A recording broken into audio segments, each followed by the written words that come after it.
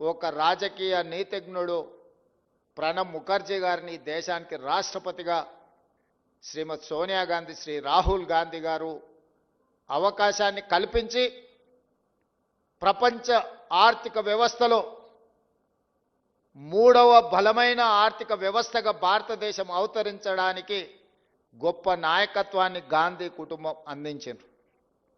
ఈరోజు మనం ప్రపంచంలో ఎక్కడికి వెళ్ళినా, ఏ దేశానికి పోయినా భారతదేశాన్ని ఎంతమంది గుర్తిస్తారో, భారతదేశాన్ని ఎంతమంది గౌరవిస్తారో, ప్రతి ఒక్కరూ ఈరోజు గాంధీ వారసత్వాన్ని కూడా గౌరవించి గుర్తించి మనకు మర్యాదను అందిస్తున్నారు. అంటే ఈరోజు గాంధీ వారసత్వాన్ని పుణికిపుచ్చుకున్న మన ప్రభుత్వం ప్రపంచానికే ఆదర్శం అని చెప్పి నేను ఈరోజు చెప్పదలుచుకున్నా.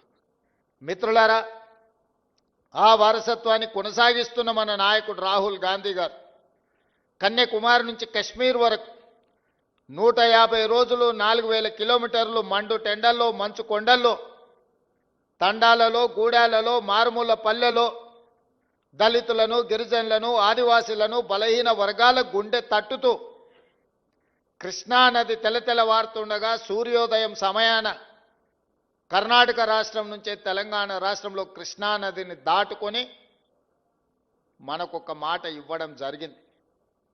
ఈ రాష్ట్రంలో కాంగ్రెస్ ప్రభుత్వాన్ని ఏర్పాటు చేయండి, తప్పకుండా 100 సంవత్సరాల నుంచి వాయిదా పడుతున్న కులగణను పూర్తి చేసి బలహీన వర్గాలకు 42% రిజర్వేషన్ ఇచ్చే బాధ్యత నాది అని రాహుల్ గాంధీ గారు తెలంగాణ ప్రజలకు మాట ఇచ్చిండ్రు. గాంధీ కుటుంబం మాట ఇస్తే అది శిలా శాసనమే, చరిత్రలో సువర్ణ అక్షరాలతో లిఖించదగిన మాట. 2004లో కరీంనగర్ గడ్డ మీద నుంచి శ్రీమతి సోనియా గాంధీ గారు తెలంగాణ రాష్ట్రం ఇస్తాను అన్న మాట ఇస్తే ఎన్ని ఒడిదుడుకులు ఎదురైనా, ఆంధ్రప్రదేశ్లో పార్టీ కనుమరుగైన,